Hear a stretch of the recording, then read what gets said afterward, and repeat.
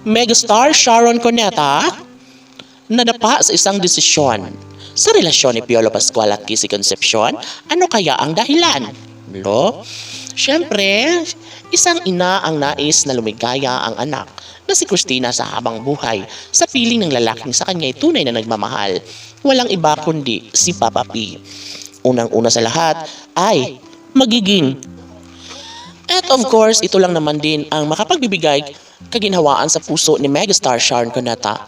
Lalong-lalo na, siyempre lahat naman ay gagawin ni Megastar Sharon Cuneta alang-alang sa kaligayahan na nararapat sana sa isang anak na si Christina sa pagmamahal ni Piolo Pascual na pinaniniwalaan ng taong bayan na kayang-kayang ipadama ni Piolo Pascual para sa prinsesang si Kissy Concepcion.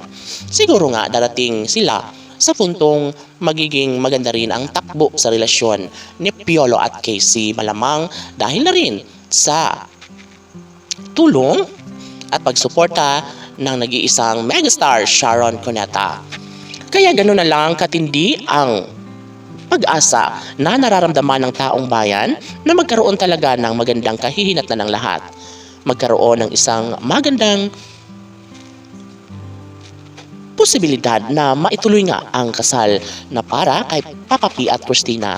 Isa sa pinakamahirap sa lahat ay ang mawalay sa buhay ni Christina si Papa P at yun ang ayaw na mangyayari. Sabi nga ni Megastar Sharon Cuneta na mas gugustuhin niya na makatuluyan na lang ni Christina si Papa P dahil alam ni Megastar Sharon Cuneta na kayang-kaya na ingatan ni Papa P ang dalaga.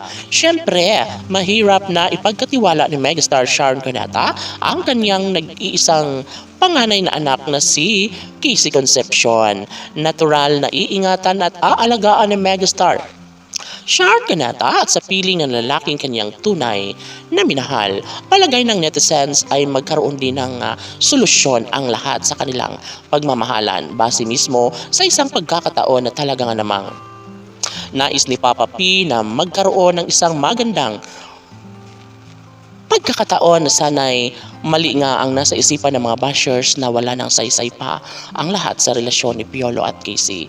Dito at sadyang hindi maiwasang mainis na lang si Megastar Sharon Cuneta dahil nga sa mga sinasabi ng mga bashers na walang ibang hinangad kundi ang magkahiwalay nga si Papa P at Christina. Si Megastar Sharon Cuneta na ang sadyang nagpapatunay na walang sinumang makapaghihiwalay sa tunay na nararamdamang pagmamahal ni Piolo at Kissy.